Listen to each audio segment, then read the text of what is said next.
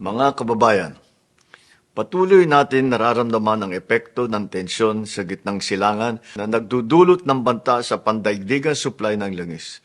Nakakaapekto ito sa ating ekonomiya at presyo ng mga bilihin. Kapag tumataas ang gastusin, mas bumibigat ang pasanin ng bawat pamilyang nagsisikap tugunan ang kanilang pangangailangan, lalo na ang mga Pilipinong nasa laylayan ng lipunan. Kaya naman, patuloy tayong kumikilos upang mapagaan ang kanilang pasanin. Sa ilalim ng Executive Order No. 110, inilunsad natin ang Unified Package for Livelihood, Industry, Food and Transport o yung UPLIFT upang maprotektahan ang kabuhayan ng mga Pilipino at mapanatiling matatag ang ating ekonomiya. Ngayong araw, pinalawak pa natin ang suportang ito sa pamamagitan ng Uplift Assistance. Sa ilalim ng programang ito, mabibigyan ng agarang tulong ang 7,5 milyong kabahayan o 37,500,000 milyong Pilipino sa buong bansa. Pangungunahan ang programang ito ng DSWD,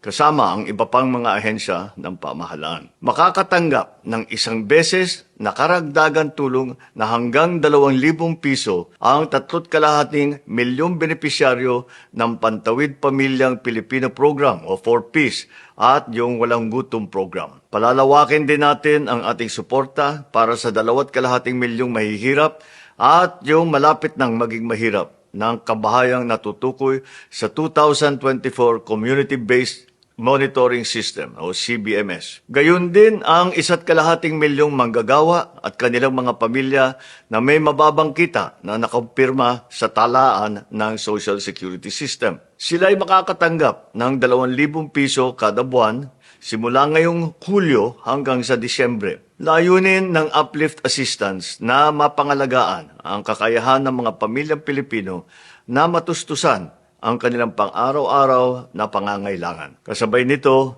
pinalawak natin ang saklaw na tulong upang mas maraming Pilipino ang makinabang sa programa. Titiyakin ng pamahalaan na maipagkaloob ang tulong na ito na mabilis, maayos at mas maginhawa para sa mga Pilipino sa pamamagitan ng digital na pamamaraan. Sa ating pagkakaisa at pagtutulungan, mapapanatili natin ang katatagan ng ating bansa at maisusulong ang isang mas maunlad na kinabukasan para sa lahat sa ilalim ng isang bagong Pilipinas.